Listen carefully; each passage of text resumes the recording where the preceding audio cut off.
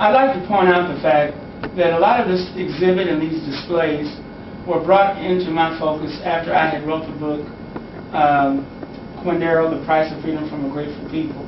This book was released in 2007. We now sell it out here at the museum. It's available. We also have it available online. And we ask everyone and anyone if they have an interest in the displays we have here and some of the information, that it can be rented through that book.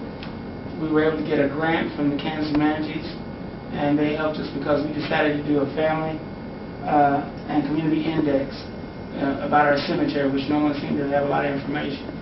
So that was at least 3 to 4 years of research after we got given the grant, and that brought that into focus.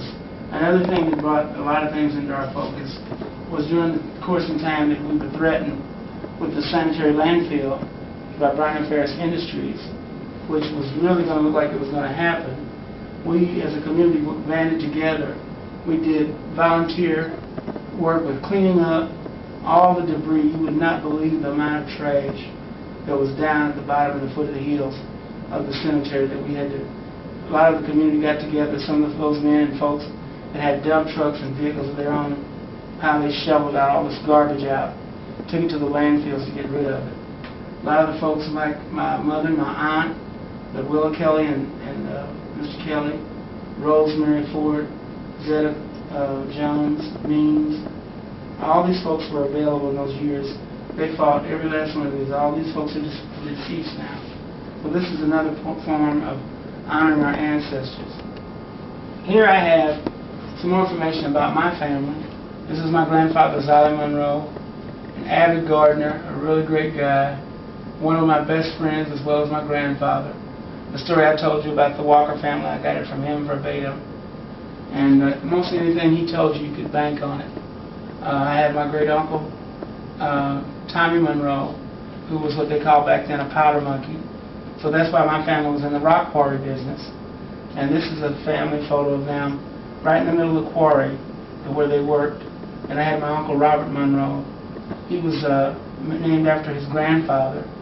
And then we have a picture of my grandfather and his family's team of horses and their wagons that they were renowned for back in the day. Here's a picture of Queen Victoria and her baby. At that time would have been, probably at that time would have been Uncle Robbie. This was probably taken when she was first married. Here's a picture of her when she's in her 90s. My mother's brothers and aunt, my mother's sisters, brothers, another sisters, brothers. All these folks are deceased now. My grandmother's sister, and then the family, my grandmother's 50th anniversary in 1960. My grandmother and grandfather were born October 8, 1910. They had their anniversary October 8, 1960, and my grandmother passed away in that December the 12th of 1960. We also have Louie and Wilma Monroe, and they were our cousins of my great-grandfather, my grandfather's first cousins. And their family is still available and still around now. Then we have the Banks family. And we have the 3 daughters. Mr. Banks had 2 families because he had, his first wife passed away on him. He took another wife and fathered children with her, but his oldest 3 were Evelyn, Frances, and Grace. And here's a picture of them, as I remember them. This is Miss Coleman, Reba Coleman, and Miss Frances Banks when she was a young woman. We have all these folks here that came up in the family. We even have this gentleman right here, Mr. James Banks, who he's not deceased, but he's still with us. And we also have Miss Kitty Rowland, who is still in the community with us. We have some information here about the John Brown statue and about Mr. Walker, because Mr. Walker was a big patriot of the statue. He handled the whole manifest for the John Brown statue to be placed on the West University campus. And this is an article we got out of the Negro Digest in 1962. It tells you all about that. Some folks don't know about it, don't recognize it, but this is history that was there that no one seemed to be aware of. Then we have our individual displays here.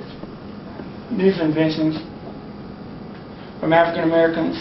Not all of these are the only ones they got. There's over 350 displays, but these give you a pretty good idea of what we have. And there are things we've used in everyday use. Some things are not used anymore, but you'd be surprised at the things you see were invented by black folks.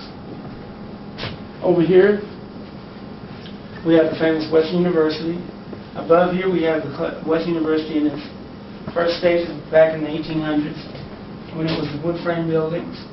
And as you see, it changed drastically by the turn of the century because of this gentleman here, Bishop W.T. Vernon, who I might want to bring out the fact was the only black man, has been the only black man, to have his name on the $2 bill. He was made Register of the Treasury in 1910. That's been 100 years ago, by Teddy Roosevelt. He had the vision to change this whole campus from wood frame buildings into masonry. And that's why you see so many of these buildings that were so fine back in the turn of the century. Unfortunately, practice is not because of him, but through the staff that he had, the financial folks he had handling the business, misappropriated the funds. The state was very much so involved with the school. This hall here, Stanley Hall, named after the governor of the state at that time, said that they understood that they had done the money wrong, but that they would be kind enough to see the school continue as long as they could handle the money. And unfortunately, the school board disagreed with that and pulled out and left every one of the buildings and all the equipment to ruin. So that was why we don't have a great HSBC as we should have it in these days. We have, here is our teacher's desk. We kind of give a replica with an antique typewriter, which is another invention of a black person. We have our school books, our dictionaries, all that to show. And over here we tell you about how CCOQ saves the historic Quindara ruins. And this is all about who and all was involved. I'd like you to read this to see all we had involved in this, how we struggled to get this stopped, and what all we did do from late 1982, all from 83, 84, and 85. History doesn't sometimes record accurately, but you will find out the truth here. Here's the documentation of the suit that we put in against the city, and with the fact remains it all stopped due to just more than one little thing, and we appreciate the facts. Then we have our antique kitchen, which is our, what we call our color purple kitchen. And this is kind of what it looks like. And we give everybody the opportunity to go in and see this and just kind of give them a reminiscent feeling of what times were like in the past. The old cook stove, the milk pails, and the coffee pots. We even have the original sink. A lot of our furniture is dated back to the time. This is what we have. We kind of let people pass through this and look at it on their own. And then in the back room here, we have the fireman's room. This room's a little separate from the other displays because we had a fire department since April the 25th of 1898, and at that time it was a segregated fire department. No black man could ever be elevated to no higher level than a captain, and this here is where changes were made. My father, Jesse F. Oak III, was the first district fire chief made in 1965. Then we had Mr. Kenneth Poole that made assistant chief after that. And then we have some of our firemen, notable firemen up here. We try to make this room look reminiscent of the room that they used to hang that bunker room, they hang that bunkers and boots up in. And we like for the people to come and visit this and get a drift of the history that we have. At one time, if you lived, depending on where you lived, if your fire had to be put out by the black fire department, it would probably lose it because it would be too far for the firemen to get here on time. We also have over here Mr. Wilson demonstrating on how the mouth-to-mouth resuscitation is done. And then we have more information about, this is one of the uniforms the firemen wore back in those times. I understand now they're not required to wear that anymore. And then this is our firemen that go way back, that very beginning, back in the 1920s and 30s. And it wasn't for these guys, true heroes to us all, there would not have been a fire department.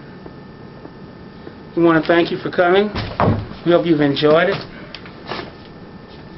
We'd like for you to go through our gift shop, look at our displays, and we hope that you can come back and tell everyone you know of what Old Quindara Museum has to offer. thank you, and hope to see you again.